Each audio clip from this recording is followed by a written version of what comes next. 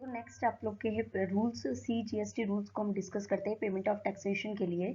इसमें electronic liability register, electronic cash ledger, electronic credit laser सभी के लिए सेपरेट रूल्स बना रखे हैं। सबसे पहले हम रूल नंबर 85 की बात करते हैं जिसमें इलेक्ट्रॉनिक लायबिलिटी रजिस्टर है। देखो रूल नंबर 85 सब रूल 1 ये बोलता है जितने भी रजिस्टर्ड पर्सन है, जैसे ही जीएसटी लॉ में आप अपना रजिस्ट्रेशन करवाते हो आपका इलेक्ट्रॉनिक लायबिलिटी रजिस्टर ओपन हो जाएगा। यहाँ पर जीएसटी पोर्टल पर, जीएसटी की वेबसाइट पर आपका एक इलेक्ट्रॉनिक लायबिलिटी रजिस्टर अपने आप ओपन हो जाता है जिसमें आपकी जितनी भी लायबिलिटी है, टैक्स का पैसा आपके ऊपर कितना ड्यू है, इंटरेस्ट कितना ड्यू है, पेनल्टी कितना ड्यू है, जितना भी ड्यूज है वो ऑटोमेटिकली डेबिट होता जाता है। यानी ऑटोमेटिकली शो होता जाएगा कि इस पर्सन से इतना पैसा बकाया है, इतना पैसा डेबिट है। क्लियर है। और जैसे ही आप पेमेंट कर देते हो, लाइक आप इलेक्ट्रॉनिक कैश लेजर को यूज करके अगर आप पेमेंट करो, चाहे आप इलेक्ट्रॉनिक क्रेडिट लेजर को यूज करके पेमेंट करो, जैसे ही आप पेमेंट कर दोगे तो ये इलेक्ट्रॉनिक लायबिलिटी रजिस्टर क्रेडिट हो जाएगा, यानी आपका जो लायबिलिटी है वो कम होता जाएगा। ओके। और अगर आपका कोई पेनल्टी भी निकलता है, लाइक गवर्नमेंट आपका कोई केस चल रहा था और आपका उसमें डिमांड निकल गया है, तो वो डिमांड से जितने रुपए की डिमांड है, लाइक गवर्नमेंट ने 1 लाख रुपए की आपके ऊपर जीएसटी की डिमांड निकाल दी, तो इस केस में 1 लाख रुपए का आपका क्या हो जाएगा, इलेक्ट्रॉनिक लायबिलिटी रजिस्टर में डेबिट हो जाएगा कि इस पर्सन से इतना और पैसा बकाया है। जैसे जैसे आप उसको पेमेंट करते जाएंगे वो क्रेडिट होता जाएगा, जैसे जैसे आपके ड्यूज बढ़ते जाएंगे वैसे वैसे वो डेबिट होता जाएगा। ओके। तो इलेक्ट्रॉनिक लायबिलिटी रजिस्टर में क्या होता है कि आपका कितना टैक्स, इंटरेस्ट, पेनल्टी कितना ड्यू है, अगर किसी डिपार्टमेंट ने डिमांड निकाल दी तो वो डिमांड से भी डेबिट हो जाएगा। अगर और कोई अदर ड्यूज पेबल है तो वो भी वहां पर क्या कर देंगे, इलेक्ट्रॉनिक लायबिलिटी रजिस्टर में हम डेबिट कर देंगे। क्लियर है। और इलेक्ट्रॉनिक लायबिलिटी रजिस्टर में क्रेडिट, जैसे जैसे जो लायबिलिटी आपकी खड़ी है यू मेक द पेमेंट, जैसे जैसे आप पेमेंट करते जाएंगे वो कम होता जाएगा और वो क्रेडिट होता जाएगा। क्लियर है। तो हम बात करते हैं रूल 85 सब रूल 1 की, जिसमें बता रखा है कि the electronic liability register specified, जो अभी हमने बात करी थी सेक्शन नंबर 49 सब सेक्शन 7 की, जिसमें इलेक्ट्रॉनिक लायबिलिटी रजिस्टर होता है, शैल बी मेंटेन। देखो सारे रजिस्टर, ये जितने भी इलेक्ट्रॉनिक लायबिलिटी रजिस्टर हो, चाहे वो इलेक्ट्रॉनिक क्रेडिट लेजर हो, कैश लेजर हो, इन सबका एक पर्टिकुलर फॉर्मेट होता है, उसी में ही मेंटेन होते हैं। तो इलेक्ट्रॉनिक जो लायबिलिटी रजिस्टर होता है that is maintain in the form number GST PMT 01 में for each person liable to pay the tax. हर पर्सन का अलग बनता है जो टैक्स का पेमेंट करने के लिए लायबल है। Interest, penalty, fees, late fees, any other amount payable on the common portal and all the amounts payable by him, जितनी भी अमाउंट्स उससे पेबल है वो इलेक्ट्रॉनिक लायबिलिटी रजिस्टर में उसके डेबिट हो जाएगी, यानी उसके ड्यूज खड़े हो जाएंगे। Okay. Rule number 85 sub rule 2 ये बोलता है the electronic liability register of a person shall be debited, यानी इलेक्ट्रॉनिक लायबिलिटी रजिस्टर में कौन कौन सी लायबिलिटी उसकी डेबिट होती है, कौन कौन सी लायबिलिटी दिखाई जाती है। सारी लायबिलिटीज, चाहे वो अमाउंट पेबल, चाहे वो towards tax, interest, penalty, late fees pay payable हो, वो अमाउंट भी शो होगा। देखो जैसे लाइक मिस्टर ए, उसने अपना जो रिटर्न फाइल किया उसमें बता रखा है कि उसका टैक्स उसके ऊपर ड्यू है, तो वो ऑटोमेटिकली इलेक्ट्रॉनिक लायबिलिटी रजिस्टर में दिख जाएगा। इसके अलावा any amount of tax, interest, penalty और late fee amount payable as determined by the proper officer. अगर आपने जो रिटर्न फाइल किया है तो proper officer is not satisfied, उसने रिविलिट किया उसको, उसके अकॉर्डिंग आपकी डिमांड निकाल दी, तो जितने रुपए की डिमांड निकाली है प्रॉपर ऑफिसर ने that will also be shown in the electronic liability register. Okay. in the pursuance of any proceeding under this act or as certained by the said person. Okay. Next the amount of tax, interest payable as a result of mismatch. कभी कभी क्या होता है कि आपने ज़्यादा input tax credit ले लिया था, ज़्यादा क्रेडिट लेजर में ले लिया था, या आपने कम पैसा जमा कराया और ज़्यादा शो कर दिया, तो इस केस में अगर कुछ अगर आपका कोई मिसमैच होता है तो मिसमैच के कारण भी अगर कोई लायबिलिटी जनरेट होती है तो that will also be shown in the electronic liability register. तो आपके पास जो आपने खुद ने रिटर्न फाइल किया उसके अकॉर्डिंग जो टैक्स, इंटरेस्ट, पेनल्टी बनता है वो भी शो होगा। प्रॉपर ऑफिसर ने कोई डिमांड निकाल दी टैक्स, इंटरेस्ट, पेनल्टी के, वो भी शो होगा। कोई मिसमैच है तो वो भी शो हो जाएगा। ओके। तो इलेक्ट्रॉनिक लायबिलिटी रजिस्टर में सारे अमाउंट शो हो जाएंगे। The amount of interest that may accrue from the time to time, अगर आप डिले पेमेंट करते हो तो इंटरेस्ट और ज़्यादा आपके ऐड होता जाता है, तो ये सब आपको इलेक्ट्रॉनिक लायबिलिटी रजिस्टर में शो हो जाएगा। और ये इलेक्ट्रॉनिक लायबिलिटी रजिस्टर आपका कौन से रजिस्टर में मेंटेन होता है, एक फॉर्मेट होता है GST PMT 01 that will be shown. Okay. Okay. Next rule, अब हम बात करते हैं रूल नंबर 85 सब रूल 3 की। Subject to the provisions of the section 49, 49A, 49B, the payment of every registered person, हर जो रजिस्टर्ड पर्सन है वो अपने यहाँ पर जो पेमेंट है लाइक उसके ऊपर जो भी टैक्स का पैसा खड़ा है, इंटरेस्ट, पेनल्टी, जो भी ड्यूज खड़े हैं, उसका पेमेंट वो किसी को भी यूज कर ले। इलेक्ट्रॉनिक क्रेडिट लेजर को यूज करके भी वो पेमेंट कर सकता है, इलेक्ट्रॉनिक कैश लेजर को यूज करके भी पेमेंट कर सकता है। तो यहाँ पर उसके पास इलेक्ट्रॉनिक कैश लेजर और इलेक्ट्रॉनिक क्रेडिट लेजर दोनों के ऑप्शंस खुले हैं। तो यहाँ पर इलेक्ट्रॉनिक लायबिलिटी रजिस्टर में जो भी लायबिलिटी ड्यूज है तो वो आप इलेक्ट्रॉनिक कैश लेजर और क्रेडिट लेजर किसी को भी यूज करके पेमेंट कर सकते हो। बट आपको ये मैं ऑलरेडी डिस्कस कर चुकी हूँ कि इलेक्ट्रॉनिक कैश लेजर से तो हम सारे पेमेंट कर सकते हैं, चाहे वो tax, interest, penalty, late fee कुछ भी हो। बट इलेक्ट्रॉनिक क्रेडिट लेजर की हम बात करते हो तो क्रेडिट लेजर से हम केवल टैक्स ड्यूज क्लियर कर सकते हैं, टैक्स पेबल। अदर ड्यूज जो इंटरेस्ट, पेनल्टी है उसका पेमेंट हम इलेक्ट्रॉनिक क्रेडिट लेजर से नहीं कर सकते। कंप्लीट है। Next, rule number 85 sub rule 4 की बात करते हैं। अगर कोई भी पेमेंट जो अदर ड्यूज में आता है या फिर आपका टीडीएस का कोई पैसा है सेक्शन 51 में या टीसीएस का कोई पैसा है सेक्शन 52 में, अगर किसी पर्सन को जो आरसीएम रिवर्स चार्ज मैकेनिज्म के अंतर्गत टैक्स का पेमेंट करने के लिए लायबल है, आरसीएम में अगर वो टैक्स का पेमेंट करने के लिए लायबल है या कंपोजिशन स्कीम में वो टैक्स का पेमेंट करने के लिए लायबल है, तो इस केस में आपको इलेक्ट्रॉनिक कैश लेजर से ही पेमेंट करना होगा, इलेक्ट्रॉनिक क्रेडिट लेजर से पेमेंट नहीं कर सकते हो। तो टीडीएस जो सेक्शन 51 में कवर होता है, टीसीएस जो सेक्शन 52 में कवर होता है, अगर कोई पर्सन जो टैक्स का पेमेंट रिवर्स चार्ज मैकेनिज्म में पे करने के लिए लायबल है या कोई पर्सन जो कंपोजिशन स्कीम में टैक्सेशन का पेमेंट करने के लिए लायबल है, तो that person can utilise only electronic cash ledger, he can't utilise electronic credit ledger to make the payment. Okay, next, rule number 85 sub rule 5 की बात करते हैं। एनी अमाउंट, जो भी अमाउंट डेबिटेड है इलेक्ट्रॉनिक लायबिलिटी रजिस्टर में, आपका जैसा टैक्स का पैसा खड़ा है 50,000 रुपए, आपने इलेक्ट्रॉनिक कैश लेजर में आपके पास बैलेंस था 30,000 का, तो इलेक्ट्रॉनिक कैश लेजर को यूज करके आपने उस 50,000 की पेनल्टी पे कर दी, तो आपका इलेक्ट्रॉनिक लायबिलिटी रजिस्टर में आउटस्टैंडिंग बैलेंस कितना दिखेगा, केवल 20,000 रुपए का डेबिट बैलेंस दिखेगा। ओके, 30,000 रुपए का जो बैलेंस था वो क्रेडिट हो चुका है, यानी वो खत्म हो चुका है, ठीक है ना, यानी you have paid your liability.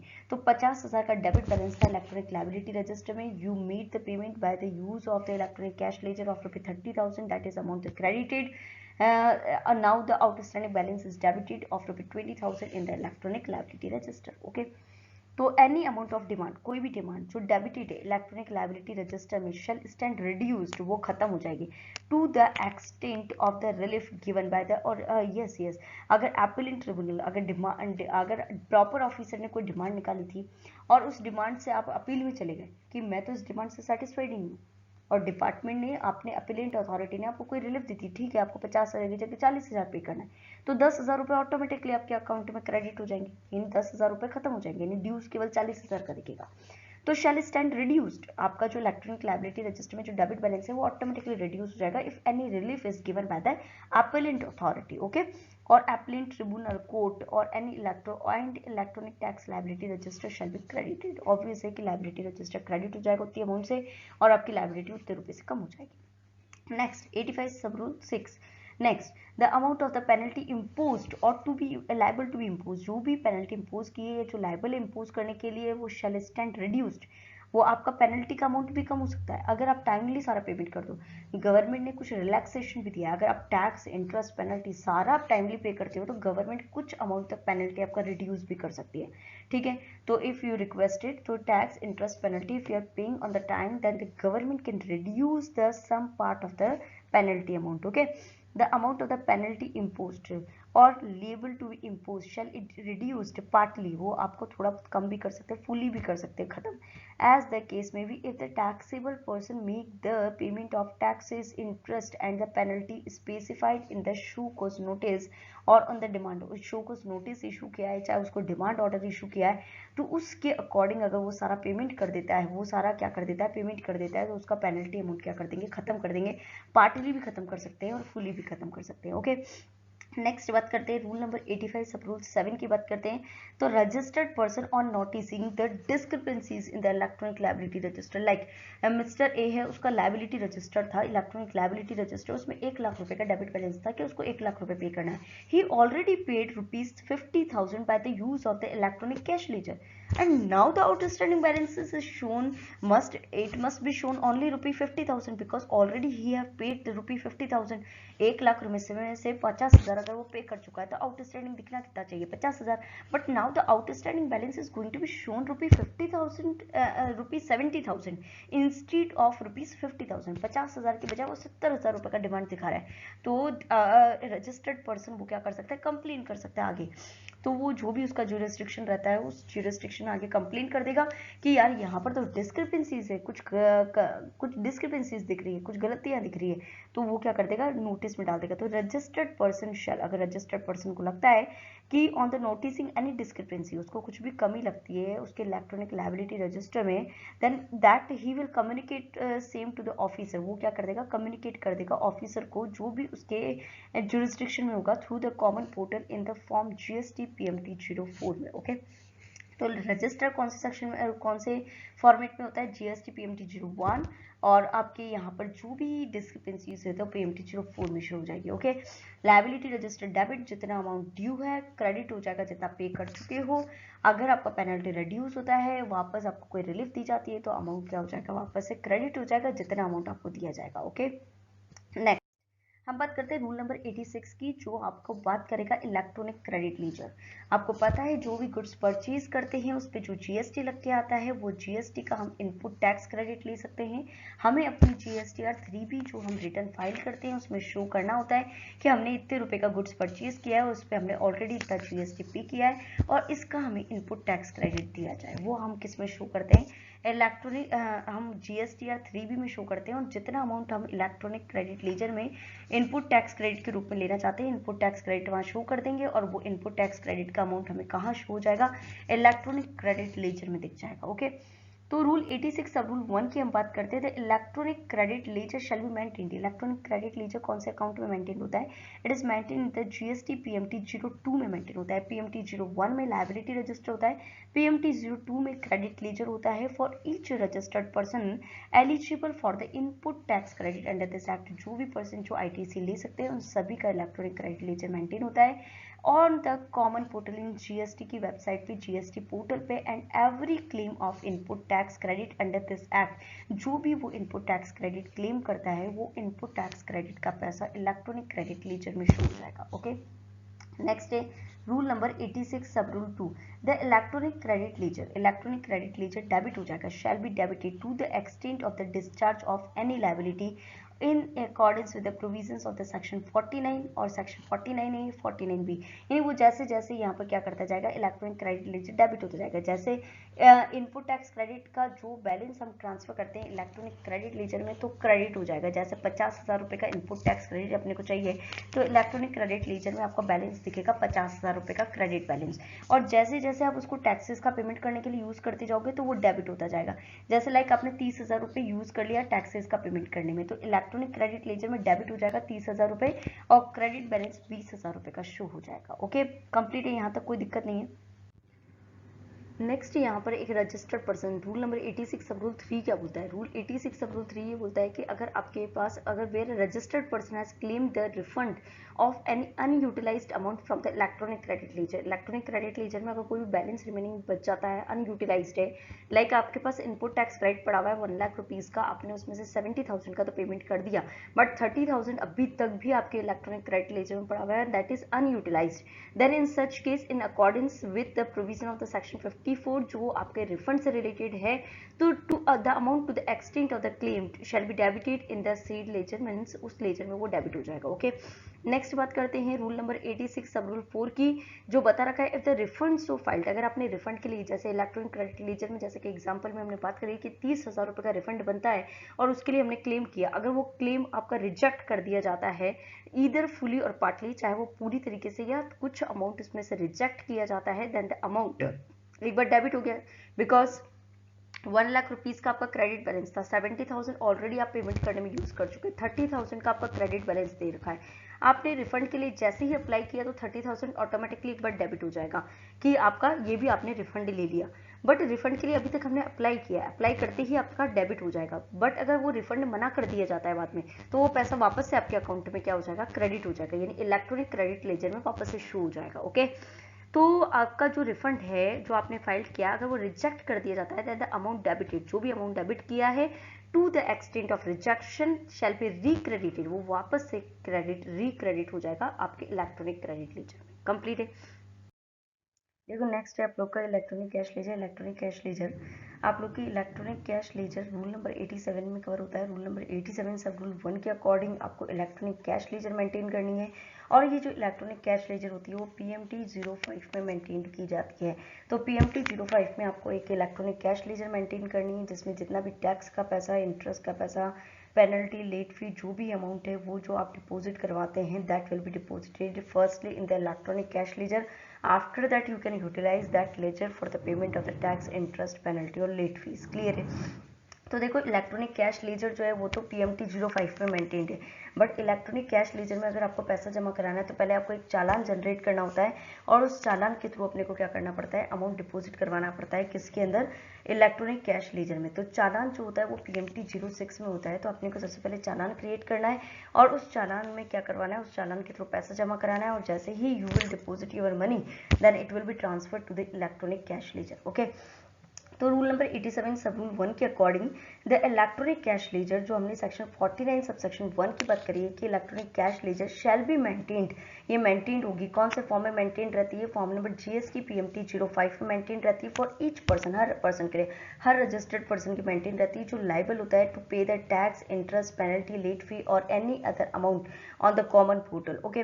For crediting the amount deposited, यहाँ पर उसने जो भी अमाउंट डिपॉजिट करवाई है उसके लिए, एंड डेबिटिंग, और वो इलेक्ट्रॉनिक कैश लेजर में जैसे उसका पैसा तो क्या होता जाएगा, क्रेडिट होता जाएगा जितना जमा कराएगा, और वो उसको क्या कर सकता है, यूज कर सकता है उस फंड को for the payment of the tax, interest, penalty, late fee. Okay.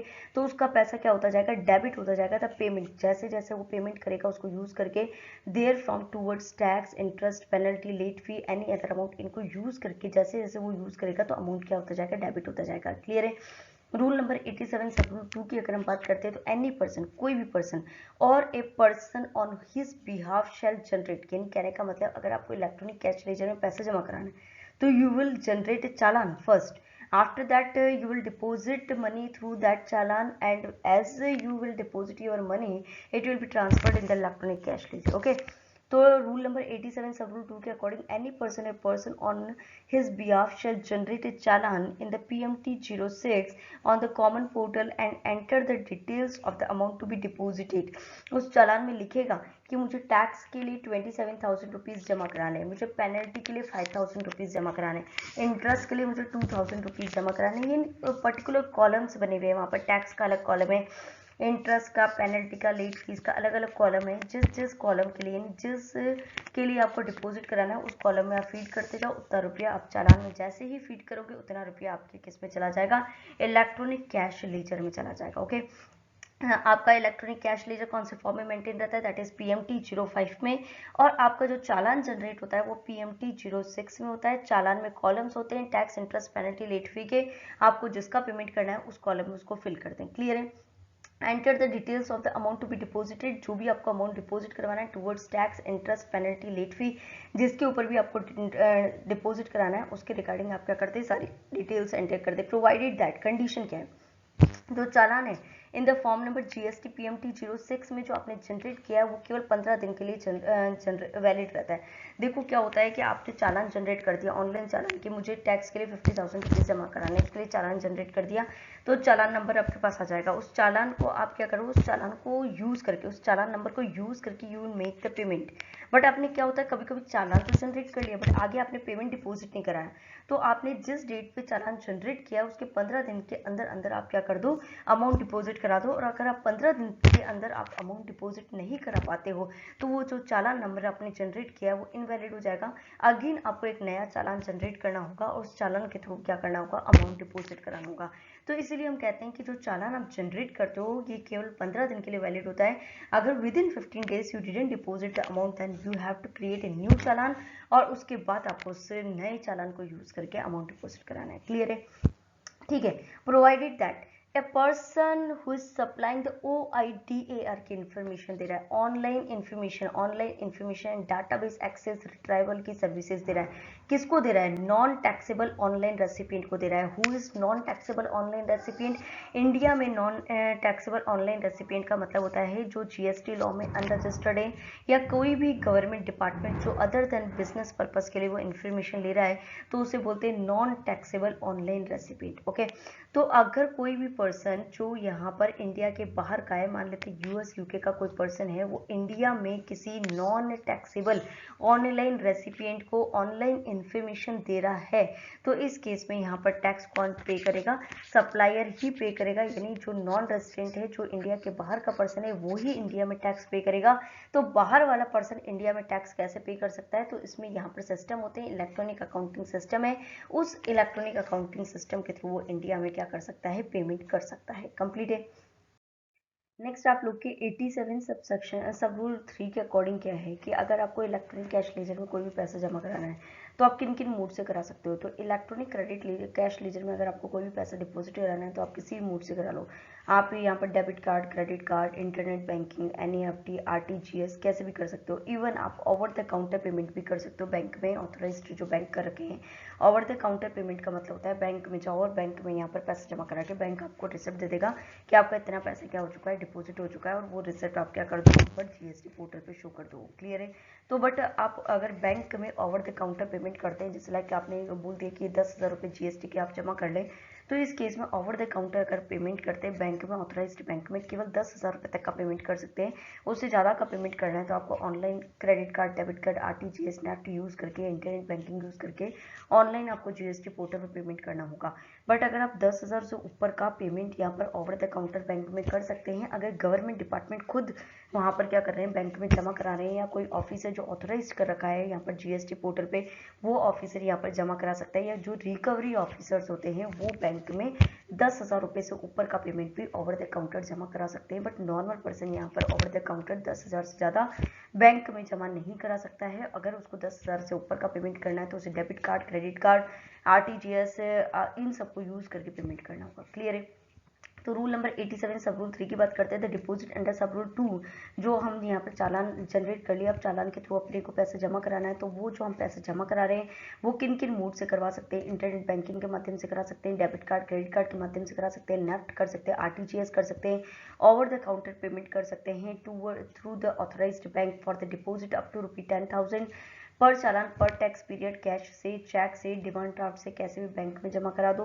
But ये कि रेस्ट्रिक्शन जो है वो 10,000 तक का है, बट 10,000 का जो ये रेस्ट्रिक्शन है वो एप्लीकेबल नहीं होता है अगर पेमेंट कौन कर रहा है? गवर्नमेंट डिपार्टमेंट कर रहे हैं, कोई ऑफिसर जो ऑथराइज्ड है कमिश्नर के थ्रू वो कर रहा है, या कोई रिकवरी ऑफिसर कर रहा है, तो इस केस में उसके ऊपर ये 10,000 का लिमिट एप्लीकेबल नहीं होता है। प्रॉपर ऑफिसर भी करा सकता है। प्रॉपर ऑफिसर, जो भी ऑफिसर ऑथराइज्ड है बोर्ड के थ्रू, अपना यहाँ पर अमाउंट कलेक्ट करने के लिए, GST का अमाउंट कलेक्ट करने के लिए जो भी पर्सन्स एलिजिबल होते हैं, that can deposit over the counter payment in the bank more than the 10,000 rupees. Okay, next है यहाँ पर प्रोवाइडेड फर्दर, अगर कोई भी पर्सन यहाँ पर ऐसे नॉर्मली तो जमा करा ही सकता है, अगर वो यहाँ पर चाहे कि OIDR के इन्फॉर्मेशन कोई भी नॉन रेजिडेंट यहाँ पर नॉन टैक्सेबल ऑनलाइन रेसिपिएंट को इंडिया में दे रहा है और उस नॉन रेजिडेंट को ही जमा कराना है वो पैसा, तो वो यहाँ पर इंटरनेशनल मनी ट्रांसफ़र होती है, तो इंटरनेशनल मनी ट्रांसफ़र के थ्रू भी वो इंडिया में GST डिपॉजिट करा सकता है। ओके, तो provided further that a person supplying the OIDR की इन्फॉर्मेशन अगर वो दे रहे हैं नॉन टैक्सेबल ऑनलाइन रेसिपिएंट को, तो इस केस में वो इंटरनेशनल मनी ट्रांसफ़र जो होती है वर्ल्ड वाइड, यहाँ पर इंटर बैंकिंग के थ्रू, यहाँ पर उसके थ्रू भी वो क्या कर सकता है? पैसा जमा करा सकता है। क्लियर है? जो भी पर्सन यहाँ पर पेमेंट कर रहा है, it is hereby clarified that if a person who is making the payment of the challan and if any commission is payable thereon, then such commission will also be borne by such person who is making the payment. Okay, तो ये भी clarified कर रखा है कि जब चालान का payment करते हो तो चालान का पेमेंट करते समय अगर आपको कोई कमीशन का भी पेमेंट करना है तो कमीशन का पेमेंट भी वही पर्सन करेगा जिसको चालान का पेमेंट करना है। क्लियर है? नेक्स्ट बात करते हैं रूल नंबर 87 सब रूल 4 की, जिसमें बता रखा है कि अगर कोई अनरजिस्टर्ड पर्सन है, the person who is not registered under GST law, और उसको पेमेंट करना है आगे, तो अगर वो पेमेंट करता है, the person who is not registered under GST law, और उसको पेमेंट करना है GST का, तो वो एक टेम्पररी आइडेंटिफिकेशन नंबर लेगा और उस टेम्पररी आइडेंटिफिकेशन नंबर को यूज करके वो आगे क्या कर देगा? पेमेंट कर देगा। क्लियर है? तो any payment required to be made by person, अगर कोई भी पेमेंट जो एक पर्सन को करना है who is not registered under this act, जो इस एक्ट में रजिस्टर्ड ही नहीं है, मीन्स अनरजिस्टर्ड पर्सन को पेमेंट करना है, shall be made on the basis of temporary identification number, तो वो किसके बेसिस पे, टेम्पररी आइडेंटिफिकेशन नंबर को यूज करके वो क्या कर देगा, आगे पेमेंट कर देगा। क्लियर है। Next rule number 87 sub rule 5 ये बोलता है कि अगर कोई भी पर्सन जो आरटीजीएस या नेफ्ट के थ्रू पेमेंट करता है, तो जब वो चालान जनरेट करेगा ऑनलाइन पोर्टल पे, तो चालान के साथ एक मैंडेट फॉर्म भी निकलेगा, और वो जब वो आरटीजीएस नेफ्ट बैंक में जाएगा लेके, तो उसको वो मैंडेट फॉर्म भी लेके जाना है बैंक में। बस ये ध्यान में रखना कि मैंडेट फॉर्म जो होता है वो भी केवल 15 वर्किंग डेज के लिए वैलिड होता है, 15 दिन के लिए वैलिड होता है, उसके बाद एक्सपायर्ड हो जाएगा। अगर उसके अंदर आपने पेमेंट नहीं किया तो you have to generate a new challan along with the mandate form, और उसके बाद उसके थ्रू आपको जमा कराना है। क्लियर है। तो रूल नंबर 87 सब रूल 5 क्या बोलता है कि अगर आप किसी भी एनईएफटी आरटीजीएस इसके थ्रू पेमेंट करते हो, तो जो आप कॉमन पोर्टल पे चालान जनरेट करोगे तो साथ में एक मैंडेट फॉर्म भी निकलेगा, और उस मैंडेट फॉर्म को भी आपको बैंक में जमा कराना है जब आप आरटीजीएस कराते हो बैंक में, और ये मैंडेट फॉर्म जो होता है वो भी 15 दिन के लिए ही वैलिड होता है। कंप्लीट है। नेक्स्ट बात करते हैं हम रूल नंबर 87 सब रूल 6 की। रूल नंबर 87 सब रूल 6 के अकॉर्डिंग जैसे ही आप यहाँ पर क्या करते हो, चालान आइडेंटिफिकेशन नंबर, जैसे ही आपने बैंक में जमा कराया पैसा तो आपको एक चालान आइडेंटिफिकेशन नंबर मिल जाएगा, और वो चालान आइडेंटिफिकेशन नंबर के थ्रू जैसे ही आपने अमाउंट डिपॉजिट कराया, लाइक बैंक में आरटीजीएस नेफ्ट के थ्रू आपने पेमेंट कर दिया, तो बैंक में आपका बैंक में जो पैसा है डेबिट हो जाएगा, और गवर्नमेंट के अकाउंट में वो पैसा क्या हो जाएगा, जीएसटी का क्रेडिट हो जाएगा। और जैसे ही गवर्नमेंट के अकाउंट में वो पैसा क्रेडिट हो गया तो आपको एक चालान आइडेंटिफिकेशन नंबर जनरेट हो जाएगा। समझ में आ गया। और ये चालान आइडेंटिफिकेशन नंबर जो होता है उसके थ्रू आपकी इलेक्ट्रॉनिक कैश लेजर में वो पेमेंट दिखेगा। लाइक फॉर एग्जांपल हम बात करते हैं, मिस्टर ए है, उसने 1 लाख रुपए आरटीजीएस के थ्रू क्या कर रहा है, वो पेमेंट कर रहा है। तो आरटीजीएस का एक फॉर्म, मैंडेट फॉर्म उसने फिल किया, और साथ में वो क्या किया, बैंक में गया, बैंक में उसका अकाउंट चलता है, उसने 1 लाख रुपए उसके अकाउंट में डेबिट हुए, और आरटीजीएस से वो आगे जीएसटी क्या पेमेंट हो गया। तो यहाँ पर जो पेमेंट हुआ है दैट इज उसके रिगार्डिंग आपको एक चालान आइडेंटिफिकेशन नंबर जनरेट होगा, और चालान आइडेंटिफिकेशन नंबर आपके कॉमन पोर्टल पे डालते ही वो आपके इलेक्ट्रॉनिक कैश लेजर में शो हो जाएगा पेमेंट। ओके। तो on the successful credit of the amount, जैसे ही सक्सेसफुली क्रेडिट हो जाता है वो amount to the concern government account maintained in the authorised bank. Clear है। गवर्नमेंट ने ऑथराइज कर रखे हैं जिन बैंक के थ्रू आप जीएसटी का पेमेंट कर सकते हो, जैसे एसबीआई, पीएनबी है, तो कुछ ही बैंक को ऑथराइज कर रखा है, इनके थ्रू आप क्या करते हो, पेमेंट करते हो, तो जीएसटी का पेमेंट कर सकते हैं हम।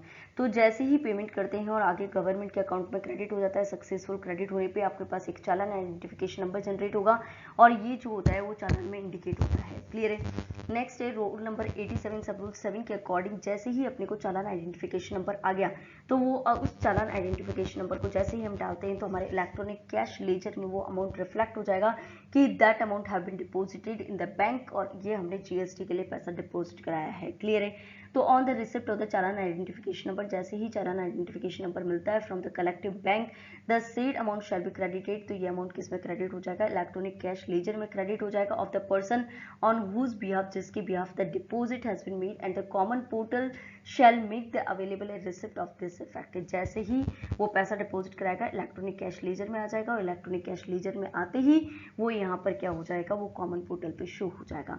और समटाइम्स कभी कभी क्या होता है कि आपने पैसा जब डिपॉजिट करा दिया, क्लियर है, बट एक चालान नहीं निकला, आपने क्या कर दिया, बैंक में तो पैसा डिपॉजिट करा दिया, तो इसका मतलब बैंक अकाउंट आपका तो डेबिट हो चुका है, बट आगे गवर्नमेंट के अकाउंट में वो पैसा क्रेडिट नहीं हुआ है, आपके पास कुछ चालान आइडेंटिफिकेशन नंबर आपको जनरेट नहीं हुआ है, तो आप यहाँ पर पोर्टल पे PMT 07 में डाल सकते हैं कि हमने इस ऑथराइज्ड बैंक के थ्रू इतना रुपए जमा कराया है, हमारी गलती नहीं है, चालान अगर जनरेट नहीं हुआ है तो चालान आइडेंटिफिकेशन नंबर जनरेट नहीं हुआ है तो ओके। तो रूल नंबर 87 सब रूल 7 यही बोलता है कि if your bank account has been debited, आपने तो पैसा जमा करा दिया, आपका बैंक अकाउंट भी डेबिट हो गया, यानी आपका पैसा कट चुका है, पर वो गवर्नमेंट के अकाउंट में नहीं गया, यानी कोई चालान आइडेंटिफिकेशन नंबर जनरेट नहीं हुआ, तो इस केस में आप क्या कर सकते हो, PMT 07 एक फॉर्म है, उस फॉर्म में आप डाल सकते हैं कि आपने इस ऑथराइज्ड बैंक में इतना रुपये जमा कराया है और आपका चालान जनरेट नहीं हुआ है, तो आपकी गलती नहीं है, आपने तो अपना पैसा जमा करा दिया है। कंप्लीटेड। नेक्स्ट हम बात करते हैं रूल नंबर 87 सब रूल 9 की। देखो, अगर आपका कोई भी पैसा डिडक्ट होता है, जैसे टीडीएस का कोई पैसा डिडक्ट हुआ है, आपको गवर्नमेंट से कोई पेमेंट आ रहा है और आपका टीडीएस डिडक्ट हुआ है जीएसटी लॉ में सेक्शन 51 में, या आपका कोई टीसीएस का पैसा आपसे कलेक्ट किया गया है सेक्शन 52 में, या फिर कोई भी आपका अमाउंट जो होता है जो टीडीएस टीसीएस का है सेक्शन 50 एंड 52 में कटा है, तो वो आप क्लेम कर सकते हो जीएसटीआर 2। जो आप जीएसटीआर 2 फॉर्म भरोगे तो उसमें क्लेम कर लोगे कि हमारा टीडीएस और टीसीएस का पैसा इतना है, तो जैसे ही आप क्लेम करोगे तो वो पैसा आपका इलेक्ट्रॉनिक कैश लेजर में क्रेडिट हो जाएगा। ओके, तो यहाँ पर टीडीएस जो सेक्शन 51 में होता है, टीसीएस जो सेक्शन 52 में होता है, वो आप क्लेम कर सकते हैं जीएसटीआर 2 फिल करके, और जैसे ही आप वो फॉर्म फिल करेंगे तो आपके इलेक्ट्रॉनिक कैश लेजर में वो पैसा क्या हो जाएगा, क्रेडिट हो जाएगा। ओके, तो एनी अमाउंट डिडक्टेड, अगर आपका कोई भी अमाउंट डिडक्ट होता है टीडीएस का सेक्शन 51 में, या कोई भी अमाउंट कलेक्ट होता है टीसीएस का सेक्शन 52 में, और वो आप किस में क्लेम कर लो, जीएसटीआर 2 में क्लेम कर लो by the registered taxable person from whom, जिससे कि वो अमाउंट डिडक्ट हुआ है या जो अमाउंट कलेक्ट हुआ है वो क्रेडिट किस में हो जाएगा, इलेक्ट्रॉनिक कैश लेजर में क्रेडिट हो जाएगा। किसके अकॉर्डिंग, रूल 87 के प्रोविजंस के अकॉर्डिंग। ओके, नेक्स्ट बात करते हैं रूल 87 सब रूल 10 के अकॉर्डिंग। अगर कोई भी पर्सन, जैसे इलेक्ट्रॉनिक कैश लेजर में मान लेते हैं आपके 2 लाख रुपए का बैलेंस खड़ा है, नाउ यू वांट कि यार मेरे काम नहीं आ रहा है, मैं इसका रिफंड ले लेता हूँ, तो आपने 1 लाख रुपए के रिफंड के लिए अप्लाई कर दिया। तो जैसे ही आप अप्लाई करते हो, अप्लाई करते समय ही आपका इलेक्ट्रॉनिक कैश लेजर में से डेबिट हो जाएगा 1 लाख रुपए। ओके, बाद में अगर रिजेक्शन हो गया, जैसे आपने रिफंड के लिए अप्लाई किया 1 लाख रुपए, तो 2 लाख रुपए का आपका कैश लेजर में बैलेंस था, 1 लाख रुपए के रिफंड के लिए आपने अप्लाई कर दिया, तो आपके कैश लेजर में जो है 1 लाख रुपए डेबिट हो जाएगा, और कैश लेजर का जो बैलेंस है वो 1 लाख रुपए दिखेगा केवल। ठीक है, तो इसके अंदर 1 लाख रुपए आपका डेबिट हो गया जिस डेट पे आप अप्लाई करते हो रिफंड के लिए, और आगे जब रिफंड के लिए प्रोसेस होता है और डिपार्टमेंट के अकॉर्डिंग वो रिफंड रिजेक्ट कर दिया जाता है, तो जितना रुपया रिजेक्ट, मान लेते हैं 1 लाख रुपए के रिफंड के लिए अप्लाई किया था, 20,000 का रिफंड तो अप्रूव हो गया, 80,000 का रिजेक्ट हो गया, तो 80,000 वापस से आपके कैश लेजर में क्या हो जाएगा, क्रेडिट हो जाएगा। कंप्लीट है, तो कैश लेजर में से जितना पैसा आप रिफंड के लिए अप्लाई करते हो वो डेबिट हो जाएगा, बट अगर रिफंड रिजेक्ट हो जाता है तो जितने अमाउंट का रिफंड रिजेक्ट हुआ है then it will be automatically recredited in the electronic cash ledger. Okay. Okay, rule number 87 sub rule 2 के अकॉर्डिंग बात करते हैं, where a person has claimed the refund, अगर कोई भी पर्सन रिफंड क्लेम करता है of any amount from the electronic cash ledger, electronic cash ledger से अगर वो क्लेम कर रहा है, then the said amount shall be debited to the electronic cash laser. जैसे ही वो रिफंड के लिए अप्लाई करेगा, अप्लाई करते समय ही इलेक्ट्रॉनिक कैश लेजर में से वो पैसा डेबिट हो जाएगा। और रूल नंबर 87 सब रूल 11 ये बोलता है कि जो रिफंड के लिए उसने अप्लाई किया, अगर वो रिजेक्ट हो जाता है बाद में, चाहे इधर फुली और partly, then the amount debited, जो भी अमाउंट डेबिट हुआ है to the extent of rejection shall be credited, यानी जितना पैसा आपका डेबिट तो हो गया था, रिजेक्ट हो गया, तो वापस से वो क्रेडिट हो जाएगा, रिक्रेडिट हो जाएगा इलेक्ट्रॉनिक कैश लेजर में by an order. Form number एक PMT 03 होता है, उस ऑर्डर में आ जाएगा, PMT 03 में लिखा हुआ आ जाएगा कि इतना रिफंड आपका रिजेक्ट हो चुका है और ये वापस से पैसा क्या कर दिया जाए, रिक्रेडिट कर दिया जाए इन the electronic cash ledger. Okay, rule number 87 sub rule 12 की बात करते हैं।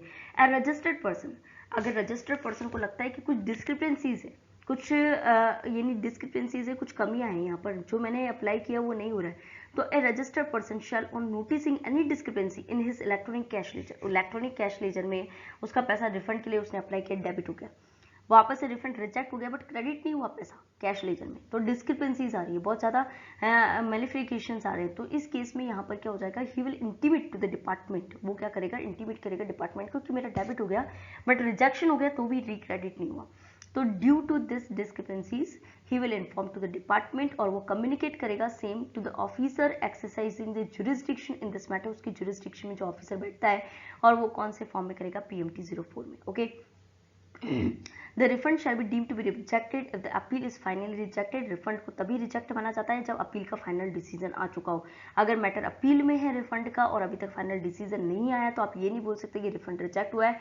रिफंड रिजेक्टेड तभी माना जाएगा जब अपील का फाइनल डिसीजन आ चुका है और उस अपील में ये डिसीजन हो चुका है कि आपका रिफंड रिजेक्ट हो गया। Okay, For the purpose of this rule, it is hereby clarified that a refund shall be deemed to be rejected if the appeal is finally rejected or the claimant gives an undertaking, जो भी person claim कर रहा है वो एक undertaking दे देता है proper officer को कि मेरी अपील खत्म हो चुकी है।